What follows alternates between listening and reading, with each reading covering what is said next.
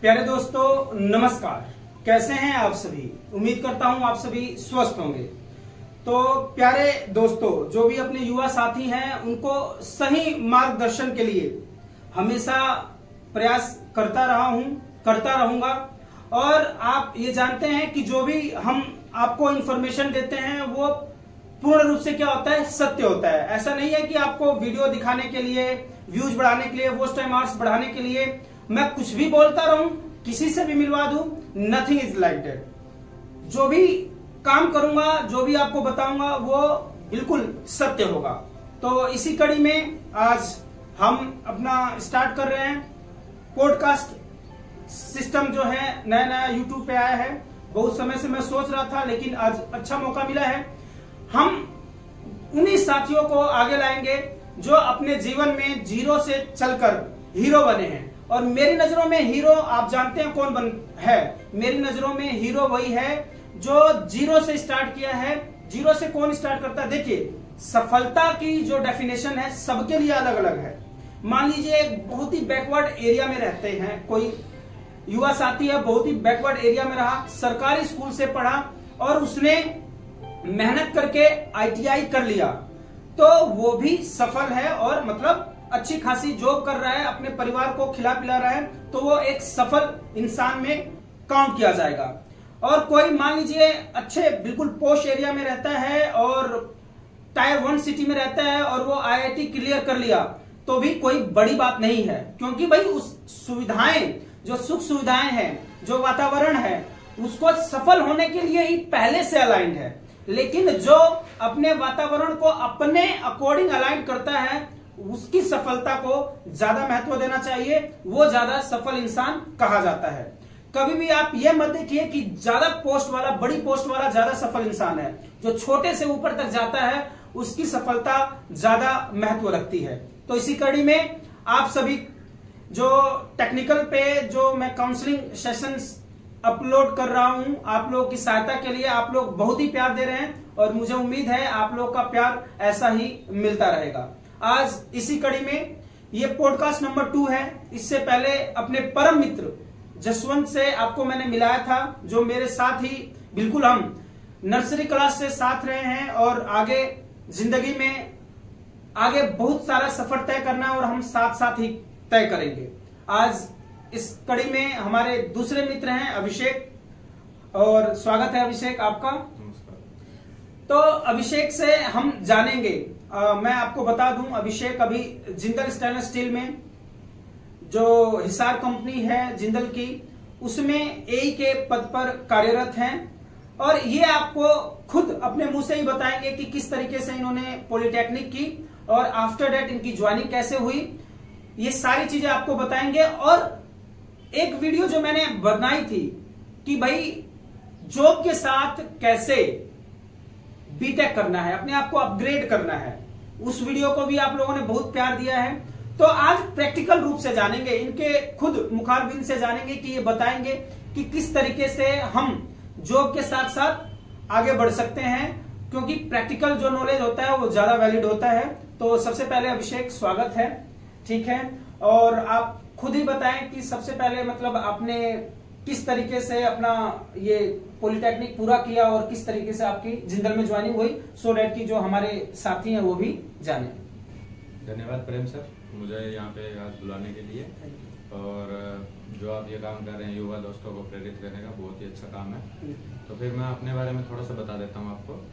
मेरा नाम अभिषेक है और मैंने 2015 में पॉलिटेक्निक की थी, गवर्नमेंट पॉलिटेक्निक से।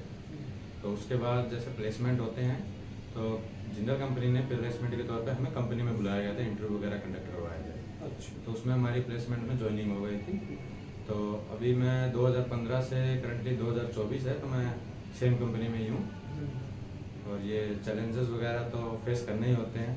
अच्छा, तो अभिषेक मैं एक चीज पूछना चाहूंगा, एक जनरल सा प्रश्न है, थोड़ा सा तेज बोलना मतलब वहां तक। एक जनरल सा प्रश्न ये है कि मान लीजिए जब कंपनी के थ्रू प्लेसमेंट होता है, कॉलेज के थ्रू प्लेसमेंट होता है, तो जो इंटरव्यू लेने आते हैं, तो इंटरव्यूअर जो होते हैं वो जनरली किस प्रकार का प्रश्न पूछते हैं? देखिए उसमें मतलब ऐसा तो नहीं है कि भाई वो बिल्कुल कोर सब्जेक्ट जो है उसके ज्यादा ही डीप में जाते हैं या बेसिक पूछते हैं? मोस्टली तो मैं यही कहना चाहूंगा, आप जिस सब्जेक्ट में भी बेटर हो आप उसके बारे में ही एक्सप्लेन ज्यादा करो। एक्सप्लेन मतलब पहले से एक सब्जेक्ट आप किसी भी हर एक सब्जेक्ट के बारे में मत बताओ कि हाँ मुझे ये भी सब्जेक्ट आता है वो भी आता है। अच्छा, आपको जो भी एक प्रॉपर सब्जेक्ट आता है उसमें रुचि दे सकते हो। बिल्कुल। वो ज्यादा आपको डीपली इतना नहीं जाते क्योंकि वो थोड़ा थोड़ा टॉपिक उठाएंगे।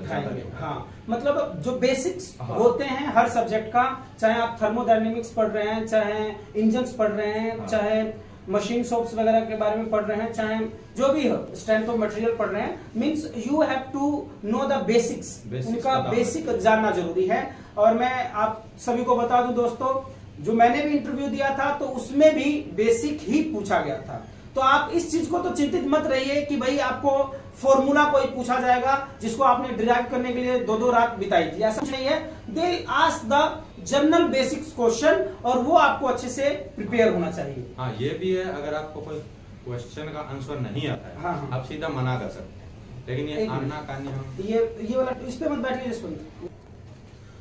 तो अभिषेक एक चीज और आप बताइए कि जो मेन मुख्य चीज ये है कि भाई इंटरव्यू के लिए सभी विद्यार्थी को मालूम है, सभी अपने युवा दोस्त जानते हैं कि भाई इंटरव्यू तो देना ही पड़ता है, लेकिन इंटरव्यू देने में सभी को एक फोबिया है, एक डर है कि भाई इंटरव्यू के लिए हमें इंग्लिश आनी चाहिए। तो ये बात कहाँ तक सत्य है, आप अपने मुख से ही बता दीजिए। इंग्लिश आने की बात नहीं है, आप जिस भी लैंग्वेज में कंफर्टेबल हो, हिंदी हो गया, इंग्लिश हो गया, जिस भी लैंग्वेज में कंफर्टेबल हो आप उसमें ही इंटरव्यू दीजिए ताकि आप बेटर एक्सप्लेन कर सको उस चीज को। नहीं तो क्या आप इंग्लिश में फंस के रह जाओगे और आप अगर आपको आता भी होगा तो आप बता ही नहीं पाओगे उसको कि आप कहना क्या चाहते हो। एग्जैक्टली। तो जिस भी लैंग्वेज में कंफर्टेबल हो उसमें ही उसको एक्सप्लेन करो। ठीक है। तो प्यारे दोस्तों, आपने ये समझ लिया, कई बार मैं आपको कई दफा बता चुका हूँ to how to give interview, how to handle that stress. तो आपको पहले भी मैंने बताया हुआ है कि आपको अपने इंटरव्यू की जो तैयारी करनी है तो सबसे पहले जो आप सब्जेक्ट्स पढ़ते हैं उसकी बेसिक्स आपको अच्छे से आनी चाहिए। दूसरा, आप थोड़े बहुत इंग्लिश का इस्तेमाल कीजिए और हिंदी में आप कंफर्टेबल हैं तो हिंदी भी कीजिए, क्योंकि वहां पे आपको जाके आपको मार्केटिंग नहीं करवानी है। आपको ऐसा नहीं है कि एचआरडी डिपार्टमेंट ले रहे हैं and you have to handle people so you have to know English very well. आपको वहां पे अपने वर्करों से काम करवाना है, आपकी टीम रहेगी and you have to lead that team, आपको वहां काम करवाना है। तो आपको टेक्निकल नॉलेज ज्यादा होना चाहिए इंस्टेड ऑफ ज्यादा कम्युनिकेशन। आपको हाँ बोलचाल की भाषा, लिखित में मेल कैसे करना है ये आपको आना चाहिए। You should be comfortable writing email, writing send messages, तो ये इंग्लिश में आना चाहिए। इंटरव्यू आप जिस भाषा कंफर्टेबल है, थोड़ा बहुत मिक्स ब्लेंड रहेगा, that will be much better as compare to आप केवल इंग्लिश में बोलने की कोशिश करें और आपको अच्छे से आता नहीं हो तो आप ध्यान आपका डाइवर्ट हो जाएगा और आप जो बताना चाह रहे होंगे वो बता नहीं पाएंगे। तो इंटरव्यू के लिए हमेशा आपको याद ये रखना है कि हमें दोनों लैंग्वेज में ही इंटरव्यू की मतलब मिक्स लैंग्वेज में इंटरव्यू की तैयारी करनी है। तो इंटरव्यू का सबसे बढ़िया तरीका ये है। तो अभिषेक, अब और आप बताइए कि मान लीजिए आपका सिलेक्शन हो गया, आप जिंदल में आ गए, आपकी जॉब लगी, तो अब आप जब जॉब किए तो यहाँ पे ट्रेनिंग पीरियड में रखते होंगे। ट्रेनिंग पीरियड रहता कितने साल तक का? नहीं, हर एक कंपनी का अलग अलग होता होगा। ओके। यहाँ पे जैसे अगर अगस्त में ज्वाइनिंग है आपकी तो फाइनेंशियल ईयर तक आपको अप्रैल तक, फाइनेंशियल ईयर तक रहेगा, चाहे आप दिसंबर से आ गए। वो फाइनेंशियल ईयर काउंट करके चलते हैं और उसमें भी फिर एक छोटा सा टेस्ट, आपका वो एनुअल अप्रेजल आता है, वो फाइनेंशियल ईयर को ही टारगेट करके चल रहे हैं। तो उसमें एक छोटा सा टेस्ट भी लेते हैं ना आपको कंफर्म करने के लिए, ऐसे रहता है। वो टेक्निकल टेस्ट रहेगा, आप जिस डिपार्टमेंट में हो, या तो आपका डिपार्टमेंट बॉस होगा या एचआर होगा, वो बैठा रहेंगे। तो वो आपका इंटरव्यू करते हैं। जितना आपने उस 4 महीने में 5 महीने में जो वर्क किया उससे रिलेटेड ही आपसे पूछा जाएगा। और मोस्ट प्रोबेबली तो आपका 90% हो ही कंफर्मेशन हो ही जाता है। यदि आप बिहेवियर वाइज अगर आप सही रहे, आप काम बिहेवियर मोटिव रहता है कि 10% निकालने का, बाकी आपको रखा ही जाता है। और मेनली मैं प्यारे दोस्तों आपको ये बता दूं, during this probation period, training period जो होता है जिसमें आपको काम सिखाया जाता है, तो मेनली वो यही चेक करते हैं कि क्या ये जो नया बच्चा आया है ये कंपनी में काम सीखने की इच्छा से है कि बस ही जस्ट पासिंग द टाइम। तो आपको कभी भी ये दिमाग में रखना है कि आप काम ज्यादा से ज्यादा सीखें। तो आपका प्रोजेक्ट में पोस्टपोन वगैरह भी हुए तो उसमें मुझे नॉलेज अलग मिली कि मैं मेंटेनेंस में भी गया। अच्छा। और मेरे साथ के कोई ऑपरेशन में गए, तो मेंटेनेंस में मैं 2 महीने रहा, तो वहाँ पे जो मेंटेनेंस के होते हैं वो सारे मैंने फेलियर वगैरह उसमें हैंडल किया। तो वो प्रोजेक्ट में जाने के बाद वो भी थोड़ा काम बहुत है। तो देखिए प्यारे दोस्तों, मैं आपको ये बता दूं कि बिफोर ज्वाइनिंग से पहले ही आपको मालूम होना चाहिए कि यदि आप मैकेनिकल इंजीनियर हैं, वी आर अनलॉकिंग मैकेनिकल, कि मैकेनिकल में आप अपने करियर ग्रोथ कैसे ऊपर तक बढ़ सकते हैं। तो मैं पहले ही आपको बता दूं कि इस पे मैंने एक वीडियो बनाई है जिसमें मैंने बताया हुआ है कि जो मैकेनिकल डिपार्टमेंट है, तो अलग अलग जब आप डिपार्टमेंट में जाएंगे, जब आपको अलॉट करते हैं कि भाई आपसे पूछा भी जा सकता है और विलिंगली आपको ऑफर भी किया जा सकता है कि अगर आप मैकेनिकल से हैं तो आपको मैकेनिकल मेंटेनेंस मिल सकती है, ऑपरेशन जिसको प्रोडक्शन बोलते हैं वो भी मिल सकती है, क्वालिटी भी मिल सकती है, यूटिलिटी भी मिल सकता है, प्रोजेक्ट वाला है डिपार्टमेंट वो भी मिल सकता है, वर्कशॉप में मिल सकता है, स्टोर वाले में भी मिल सकता है। तो जो मैकेनिकल डिपार्टमेंट, इसीलिए तो इसको एवरग्रीन कहा जाता है। इसके ऊपर मैंने वीडियो बनाई हुई है। तो आप कंपनी ज्वाइन करने से पहले, मतलब डिपार्टमेंट अलॉट होने से पहले, आप उस वीडियो को जरूर देख लीजिएगा। लिंक मैं डिस्क्रिप्शन बॉक्स में डाल दूंगा। ये बहुत जरूरी है, अदरवाइज जैसे सर बता रहे थे कि भाई लास्ट में इनको प्रोजेक्ट में दे दिया गया, but he was not aware कि भाई मुझे पर्टिकुलर जाना किस डायरेक्शन में है। तो इनको शुरू से ही मालूम होता भाई, 6 महीने इनके फिर भी बेस्ट नहीं हुए क्योंकि ये सीखने की तमन्ना से गए थे, तो मेंटेनेंस में वो काम आया होगा क्योंकि सिमिलर है प्रोजेक्ट। आप देख रहे हैं कौन सा मशीन, कौन सा स्पेयर पार्ट किस तरीके से लग रहा है, तो दैट वाज रिलेटेड, तो आप वहां से सीख पाए। लेकिन पहले से ही हमारा मतलब माइंड क्लियर है कि भाई मेरे को तो मेंटेनेंस में ही अपना करियर बनाना है, चाहे प्रोडक्शन में बनाना है, तो वो ज्यादा बेटर रहेगा एज कंपेयर टू कंपनी खुद ही आपको बोले कि भाई ये करो, जिसमें मतलब हमारा इंटरेस्ट हो तो वो ज्यादा बेहतर रहता है। ऐसा ही है। तो एक और अब आपको कंप्लीट कितने साल हो गए? अभी मुझे करंटली तो 9 इयर्स हो गए। 9 ईयर। और आप डिपार्टमेंट कौन सा है आपका? प्रोडक्शन डिपार्टमेंट में। तो एक बार आप थोड़ा सा ये एक्सप्लेन कर दीजिए। वैसे तो मैं वीडियो बना चुका हूँ, बता भी चुका हूँ अपने दोस्तों को कि प्रोडक्शन डिपार्टमेंट में एक्चुअली होता क्या है, फिर भी आप अपने मुंह से बताएंगे तो ज्यादा साउंड लगाई है। हाँ। वो मैं शुरू से देख पा रहा हूँ कि कहाँ से क्या प्रोसीजर शुरू हुआ, बिल्कुल फाउंडेशन से लेके उसकी प्रोडक्शन में आने तक का। तो फिर उसके बाद क्या करते हैं, प्रोजेक्ट डिपार्टमेंट में आपको या तो मेंटेनेंस में दे दिया जाएगा कि मैं ओवरहोलिंग कर सकूं। अब मुझे पता है ये गियर बॉक्स मैंने लगाया है, कितनी कैपेसिटी का है, कितना टॉर्क पैदा करेगा, तो मेंटेनेंस मेरे लिए बेनिफिशियल है। ऑपरेशन में भी दे देते हैं तो वो भी बढ़िया हमारे लिए। फिर अब जैसे मैं प्रोडक्शन इंजीनियर हूँ, अपनी स्लीटिंग लाइन पे हूँ। तो क्या क्या चैलेंजेस होते हैं प्रोडक्शन लाइन का? जैसे जो काम है बेसिकली क्या ये ज्यादा दिमाग वाला होता है कि एक लर्निंग होता है, रूटीन वर्क में आपको करना होता है, ज्यादा दिमाग नहीं लगाना होता है और टीम के साथ काम करके आगे बढ़ना होता है? किस प्रकार से देखते हैं आप इसको? अभी तो जैसे यहाँ पे इतना वर्कलोड अपने ऊपर नहीं था, मतलब हैंडमेड। आपको मेंटली तो वर्कलोड रहेगा। जब डिप्लोमा होल्डर हो तो जो नीचे ITI है वो करे, उनको मेनली काम करना पड़ता है, हैंडवर्क उनका ज्यादा रहता है। तो अपना मेंटली है तो उनको क्या करना है, हमें हैंडल करना है, मैन पावर हैंडल करना है, प्रोडक्शन निकलवाना है उनसे, और जो मटेरियल उनको रिक्वायरमेंट है वो उनको प्रोवाइड करवाना है। उनका यही फोकस यही रहता है कि अगर वो प्रोडक्शन चला रहे हैं, अगर मैं कोयल मैं कहूँ तो उनको पहले कोयल ला के देनी है, प्रोवाइड वही करवाना है। अगर किसी और वर्क सेंटर में है तो मेरा काम है मुझे उनको प्रोवाइड करवाना है, वो प्लानिंग देना है, फिर वो उसको आगे जो प्रोसेस करेंगे वो एग्जैक्टली। तो अगर मैं ब्रीफ में कहूँ तो यदि आप प्रोडक्शन इंजीनियर हैं किसी भी प्लांट में, तो आपका मेनली जो काम है, you have to handle first of all जो material management, input material management, उसके बाद मैन पावर मैनेजमेंट। ठीक है, इन दोनों को आप मैनेज करेंगे। मेंटेनेंस आपके सपोर्ट के लिए है, आपके मशीन जो चल रही है कोई ब्रेकडाउन हो गया, यू हैव टू कॉल, वो आपके मतलब मशीन को ठीक करने के लिए आ जाएंगे। इलेक्ट्रिकल आपके सपोर्ट में है, जो क्रेन मेंटेनेंस है वो भी आपके सपोर्ट में, utility, they all are supportive.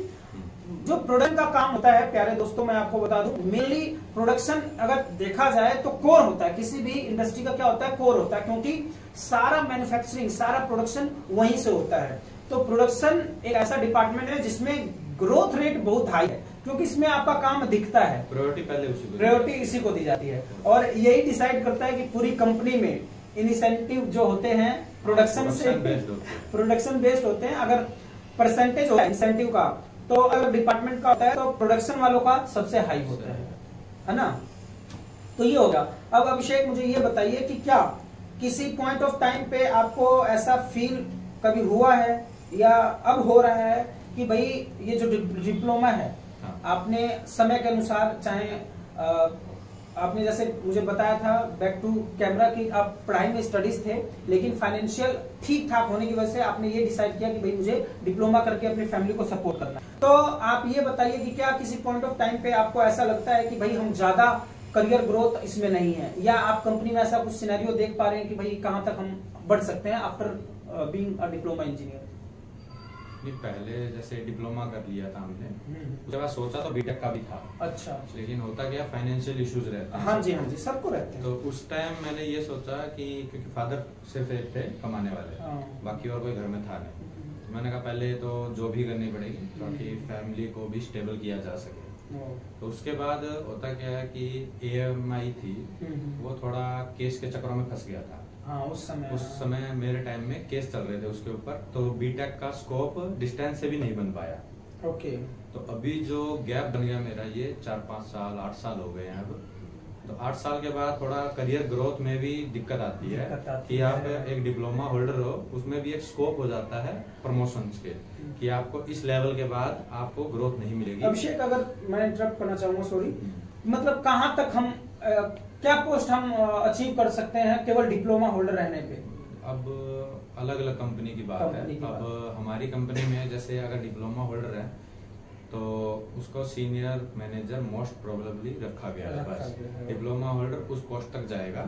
Senior manager के बाद आप GM, DGM, GM, वो फिर उससे अब लेवल के हो गए, तो उसकी एलिजिबिलिटी बढ़ जाती है। बीटेक हो गया, एमटेक हो गया, आप जितने ऊपर जाते जाओगे, एक तो आपकी करियर ग्रोथ, आप आए किस लिए हो, पैसे कमाने के लिए, तो वो फिर पैसे आपको खुशी से मिलेंगे कि आपकी पोस्ट भी होगी, रेपुटेशन भी जाएगा और वर्कलोड कम होता जाएगा। जितना ऊपर आप जाओगे वर्कलोड कम हो जाएगा, उस हिसाब से। Thank you.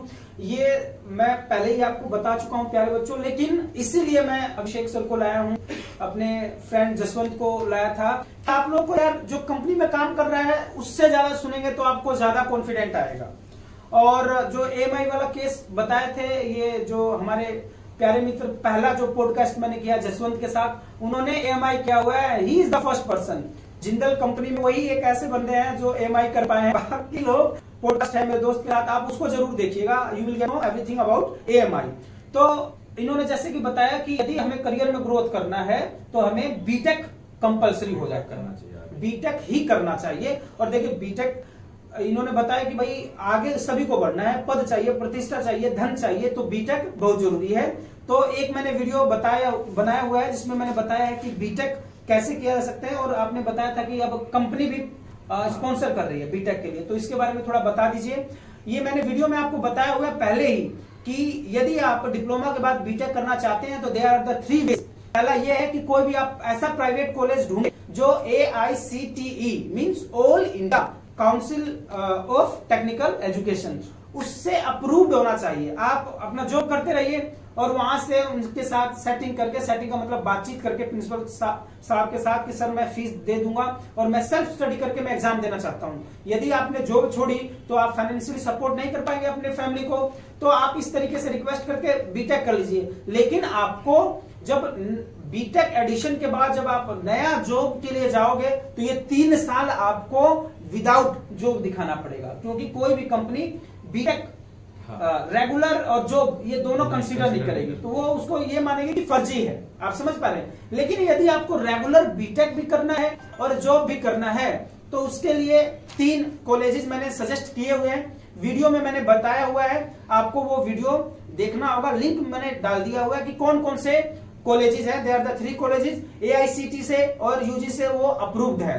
और ये जो AICTE के जो डायरेक्टर साहब है उन्होंने ही कहा था कि the chances should be given to diploma holders to raise in their careers. तो इसीलिए 3 यूनिवर्सिटीज को उन्होंने अप्रूव किया है कि जॉब के साथ साथ ये आपका वैलिड होगा। तो बीटेक करना बहुत ही जरूरी है, जैसा कि अभिषेक जी ने बताया। तो अभिषेक, लास्ट प्रश्न ये है कि अब जो आप ये अपना बीटेक कर रहे हो तो मैनेज हो पा रहा है ये चीजें, मतलब दोनों चीज आप कर पा रहे हो क्योंकि कंपनी स्पॉन्सर कर रही है। तो कई बार होती है कि कंपनी पूरा ही फीस स्पॉन्सर कर देती है और कई बार होती है कि 50-50। तो अपनी कंपनी में कैसे है? होनी चाहिए किसी भी कंपनी में, मतलब एक्सपीरियंस होना चाहिए। हाँ, एक्सपीरियंस होना चाहिए, तभी आप इसमें बीटेक कर सकते हैं। तो इसमें बेनिफिशियल इस चीज का है कि एक तो आप AICTE से करोगे तो वो एक तरह से डिस्टेंस हो जाता है कि आपको एक टीचर एक समझा रहा है, एक हम यूट्यूब वीडियो या नॉर्मली देखते हैं तो वो थोड़ा कम है, और उसमें गैप एक रह जाता है कि अगर आपको कोई डाउट है तो एक टीचर आपको समझाएगा। इसमें टीचर हमें समझा रहे हैं, बहुत ही अच्छा लग रहा है। इसमें ड्यूटी टाइम भी मैनेज करना थोड़ा दिक्कत तो आती है, लेकिन थोड़े चैलेंजेस थोड़े चैलेंजेस करने पड़ेंगे। 3 साल महंगे पड़ रहे हैं, लेकिन 30 साल तक का सुख रहेगा। वो रहेगा, आपके मन में ये नहीं रहेगा कि यार मैंने बीटेक नहीं किया, है ना। तो ये है।